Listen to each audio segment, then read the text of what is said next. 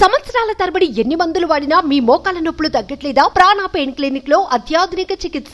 ఎప్పటిలాగా వచ్చే గాలివాన అనుకున్నారు. కాసేపు ఆగి తగ్గిపోతుందని భావించారు. కానీ వారికి తెలియలేదు ఈసారి వచ్చిన గాలివాన తమను మింగేస్తుందని. ఉన్న చోట చనిపోతామని అస్సలు ఊహించలేదు.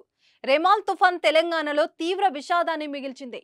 రెమాల్ ఎఫెక్ట్ తెలుగు రాష్ట్రాలపై అంత ఎఫెక్ట్ ఉండదని భావించిన ఒక్కసారి ఆదివారం మధ్యాహ్నం నుంచి వాతావరణం మారి వచ్చిన ఈదురు గాలులతో కూడిన వర్షం అతలకుతలం చేసింది. తెలంగాణలో భారీగా ప్రాణ నష్టంతో పాటు ఆస్తి నష్టం సంభవించింది.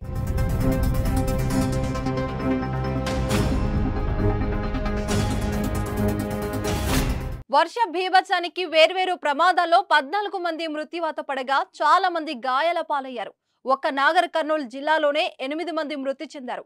జిల్లాలోని తాండూరు శివారు ఇంద్రకల్ గ్రామంలోని వ్యవసాయ క్షేత్రంలో నిర్మాణంలో ఉన్న షెడ్యూ కూలి 4 మృతి చెందారు. ఘటనలో మరో 4 గాయపడ్డారు. మృత్యులో తండ్రి కూతురు ఉండడంతో స్థానికంగా విషాద ఛాయలు అలుముకున్నాయి. అలాగే తెలకపల్లి మండల శివార్లో పిడుగుపడి లక్ష్మణ్ అనే 13 ఏళ్ల బాలుడు చనిపోయాడు. తిమ్మాజిపేట మండలం మారేపల్లిలో వ్యవసాయ క్షేత్రం వద్ద పొలం పనులు చేస్తున్న కుమ్మారి వెంకటయ్య అనే రైతు మృతి చెందాడు. రేకుల షెడ్డు ఇటుకపడి మరో వ్యక్తి విగత జీవిగా మారాడు. గాయపడ్డ వారితో పాటు మృతదేహాలను నాగర్ కర్నూలు జిల్లా ప్రభుత్వ ఆసుపత్రికి తరలించారు.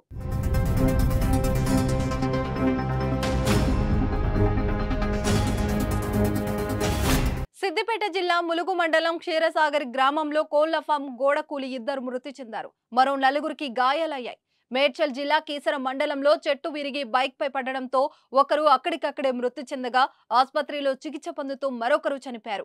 మియాపూర్లో గోడ కూలి 3 ఏళ్ల బాలుడు మృతి చెందడం తీవ్ర విషాదాన్ని నింపింది. అలాగే చాలా చోట్ల ప్రజలు వివిధ ప్రమాదాలు జరిగి గాయపడ్డారు. హైదరాబాద్ లో మధ్యాహ్నం 3 గంటలకు గంటకు 40 నుంచి 50 కిలోమీటర్ల వేగంతో గాలులు వీయడంతో రహదారులు, ఇళ్లు, వాహనాలపై భారీ చెట్లు కొమ్మలు విరిగిపడ్డాయి.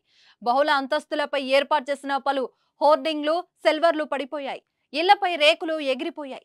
కొద్దిసేపటికి గాలులకు భారీ వర్షం తోడవడంతో ప్రజలు వణికిపోయారు. మరోవైపు కుండపోత వర్షం అన్నదాతో కన్నీళ్లు పెట్టించింది.